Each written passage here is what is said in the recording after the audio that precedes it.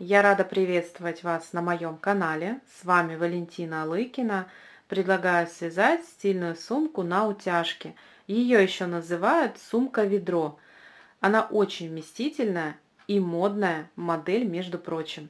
Вы можете вязать из абсолютно любой пряжи, которая у вас есть и которую вы предпочитаете. В мастер-классе я буду использовать халва L, понадобится два моточка.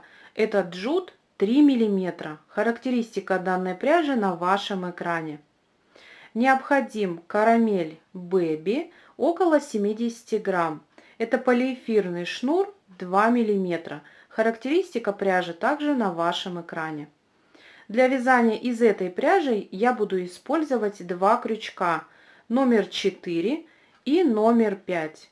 Необходима фурнитура для сумочки. Это утяжка. Длина ее составляет около 90 сантиметров. Она выполнена из кожи. А также ремешок для сумочки тоже выполнен из кожи. Эту фурнитуру я делала сама. Вы можете приобрести похожую на сайте Пряжи Центр, либо использовать вязаные варианты. Необходимо крепление для ремешка. Это могут быть разъемные кольца, либо полукольца. Выбирайте тот вариант, который доступен именно вам. Где приобрести необходимые материалы, ссылочку на сайт я для вас оставлю в описании под этим видео. Для заказа со скидкой пользуйтесь моим промокодом. Приступим к вязанию. Для начала необходимо подготовить основу корзинку для будущей сумочки. Ее размер может быть абсолютно любым в зависимости от того, чем будете наполнять эту сумку. Прежде всего опирайтесь на размер кошелька и телефона, чтобы он обязательно помещался в вашу эту заготовочку. Высота моей корзины составляет 16 сантиметров и диаметр донышка составляет 17 сантиметров. Можно выполнить эту корзинку абсолютно любым узором. Это могут быть даже обычные галочки в раскол. Как связать вот такую корзину? У меня на канале уже есть подробный мастер-класс, и ссылочка ждет вас в описании под этим видео. Переходите и вяжите со следующими значениями. В самом начале мы оставляем вспомогательную нить около 130-150 сантиметров. Как видите, этой длины достаточно для того, чтобы связать донышко и корпус корзины. Берем крючок номер 5 и вяжем круглое донышко из 9 рядов. После выполняем обвязку соединительными столбиками по всему периметру. Все так же, как я говорю в обучающем видео. После мы делаем обязательно ВТО и переходим на стенки. В данном случае крючок номер 5 не понадобится, и вы переходите на крючок номер 4. Стенки вяжутся крючком номер 4, и здесь всего я провязала 18 рядов, чтобы получить высоту 16 сантиметров. Готовую корзинку нам необходимо обвязать столбиками без накида за заднюю стенку предыдущих столбиков. Мы находим верхний край, вот они такие петельки, образующие цепочку. И когда мы переворачиваем, видим дужки. Это задняя стенка от столбика. Находим ту точку, где завершили этот ряд. Здесь у нас выходит вспомогательная нить и располагается также рабочая. Там, где выходит вспомогательная нить, мы переворачиваем, петелька, опускаем, и вот она дужка. Это задняя стенка от столбика.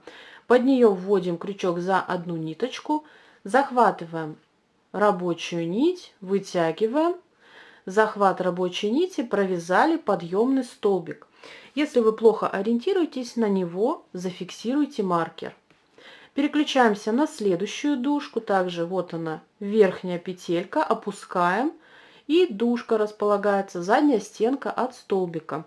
Под нее мы вводим крючок за одну ниточку, захватываем рабочую нить, вытягиваем, опять захват рабочей нити, провязываем столбик.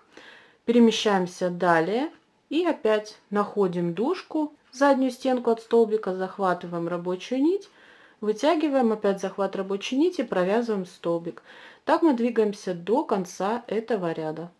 Довязав до конца ряда, мы закрываем его таким же способом, как и в донышке, на последнем столбике. Вводим крючок под последнюю дужку, где нам необходимо провязать последний столбик. Захватываем рабочую нить, вытягиваем, отпускаем рабочую нить и переходим на вспомогательную. Захватываем ее и полностью протягиваем под этими петлями. Теперь необходимо проложить вот такую же петельку между первым и последним столбиком. Здесь мы как раз фиксировали маркер, и сразу после этого столбика располагается петелька. То есть между первым и вторым столбиком под верхнюю петлю, состоящую из двух ниточек, мы вводим крючок. Маркер я убираю, для того, чтобы он не отвлекал. Вот так это выглядит. Захватываем вспомогательную нить, полностью ее протягиваем и возвращаем в ту точку, откуда она вышла. Вводим крючок под заднюю стенку и в центр петли, откуда вышла вспомогательная нить. Захватываем ее и возвращаем в эту же точку. Ряд полностью закрыт. Мы переходим на второй обвязочный ряд и выполняем все то же самое, что и в первом. Находим ту точку, где завершили этот ряд, вводим крючок под дужку, захватываем рабочую нить, вытягиваем, провязываем подъемный столбик, фиксируем сюда маркер, переключаемся на следующую дужку, также вводим крючок за заднюю стенку и провязываем такие же столбики. Довязываем до конца этого ряда и закрываем его тем способом, который я показала ранее. Корзинка полностью готова. Остается лишь обрезать ниточки и спрятать их в полотно. В том случае, если вы будете использовать пришивные полукольца, то необходимо оставить от этих ниточек достаточную длину для того, чтобы пришить это полукольцо к сумочке. Ну а с противоположной, получается, надо будет отрезать новую ниточку, там, где вы будете пришивать полукольцо. После мы переходим на вязание мешочка в верхней части сумочки, который будет затягиваться. И формировать мы его будем сразу от корзинки. Так как у нас шнур имеет толщину 2 мм, а джут у нас 3 мм толщиной, соответственно, плотность у них разная, поэтому нам необходимо будет делать прибавки. На каждую третью петельку я буду провязывать по 2 столбика в одну точку. То есть 2 я провязываю одиночный, в третью делаю прибавку. Для того, чтобы связать мешочек высотой примерно 11 сантиметров, я отмерю вспомогательную нить около 60 сантиметров. Нахожу верхнюю петельку, переворачиваю с обратной стороны дужка, продолжаем вязать так же, как и в обвязке, ввожу крючок под дужку, состоящую из одной ниточки, захватываю рабочую нить, протягиваю ее, опять захват рабочей нити, провязываю подъемный столбик. Вспомогательную нить перекидываю на эту сторону и продолжаю вязание. Переключаюсь под следующую дужку, также ввожу крючок за одну нить, захватываю рабочую нить, вытягиваю, опять захват рабочей нити, провязала столбик. В следующую точку я буду провязывать прибавку, так как первая и вторая петля у меня провязана. Сейчас на очереди третья. Я ввожу крючок под дужку, захватываю рабочую нить, вытягиваю, захват рабочей нити, провязала столбик, ввожу крючок в эту же точку повторно и провязываю прибавку, состоящую из 2 столбиков в одну точку. Далее опять вяжу 2 одиночных и повторяю прибавку. Так необходимо чередовать до конца этого ряда. Ряд закрывается по такому же принципу, как и во всех предыдущих случаях, на последней петле. Теперь мы будем вязать столбики в раскол точно так же, как и вязали в донышке. Мы находим ту точку, где завершили ряд, в центр столбика вводим крючок, захватываем рабочую нить, вытягиваем, опять захват рабочей нити, провязали подъемный. столбик. Переключаемся на следующий. Также в его центр вводим крючок, захватываем рабочую нить, вытягиваем, захватываем рабочую нить и провязываем очередной столбик. Так мы вяжем нужную высоту. Как только этот мешочек начнет собираться вот таким образом к центру, необходимо начать формирование отверстий для того, чтобы вставить в дальнейшем утяжку. Я провязала всего 14 рядов, и у меня получилась высота 7,5 сантиметров. После этого, как я уже говорила, мы будем формировать отверстия для утяжки. Для этого необходимо количество столбиков разделить на 6 частей. У меня в этом круге 72 петли, делю 72 на 6, то получается 12 петель. Я нанесла разметку, и вот таким образом у меня будет стягиваться к центру этот мешочек. Теперь необходимо выполнить разметку маркерами еще для того, чтобы обозначить, где формировать эти отверстия. Утяжка будет проходить в этой области, видимая ее часть будет располагаться в этой области. Так как здесь у меня две точки, где будет утяжка входить и выходить на следующий промежуток, соответственно, здесь мне необходимо нанести маркеры. От иголочки, которая вкалывалась между столбиками, я отсчитываю вправо, первый, второй, и на третий фиксирую маркер. В противоположную сторону делаю то же самое. Также отсчитываю первый, второй и третий столбик, на него фиксирую маркер. Иголочку убираю. Со следующими точками я делаю то же самое. Провязываем ряд с формированием отверстий. Они будут располагаться в области, где зафиксирован маркер. Я их специально сделала разноцветные, выделяя область, где у меня будет вход и выход утяжки. Делаем подъемный столбик и довязываем до первого маркера. Здесь у меня еще один столбик провязывается. Там, где зафиксирован маркер, мы не будем провязывать столбик, как обычно, а сделаем одну воздушную петлю. Пропуская столбик основания, где зафиксирован маркер, переключаемся на следующий и вводим в центр столбика крючок и провязываем столбик. Вот такое отверстие здесь получилось.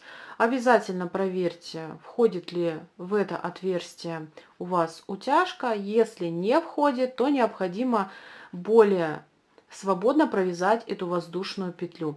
Далее вяжу до следующего маркера и повторяю все то же самое, что я сейчас показывала. Так мы довязываем до конца этого ряда с формированием отверстий для утяжки.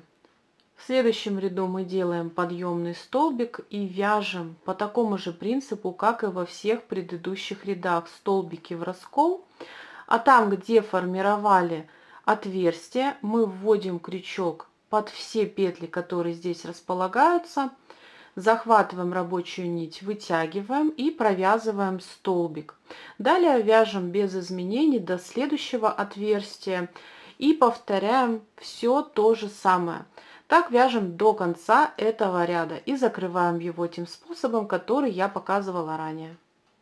Все дальнейшее вязание заключается в формировании столбиков в раскол до нужной высоты. Я всего после формирования отверстий провязала 5 рядов вверх. Общая длина этого мешочка составляет 11 сантиметров. И посмотрите, какой хвостик от вспомогательной нити у меня остался. Его мы прячем в полотно, а верх этого мешочка обвязываем соединительными столбиками за верхнюю петельку. Как это сделать? У меня на канале есть об этом подробный мастер-класс, и ссылочка ждет вас в описании. Напомню, что уже эту обвязку мы делали в донышке. Довязывайте до конца ряда, обрезаете ниточки и прячете их в полотно.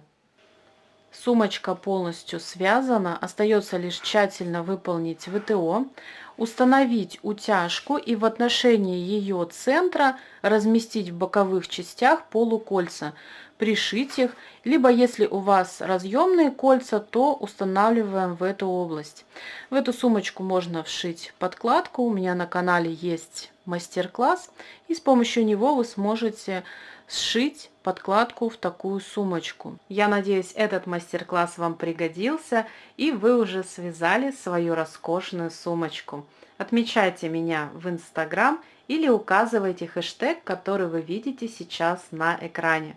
Мне всегда интересно взглянуть на ваши шедевры. Подписывайтесь на мой канал, если до сих пор этого не сделали. У меня для вас еще, как всегда, очень много интересного. Благодарю за ваше внимание. До новых встреч!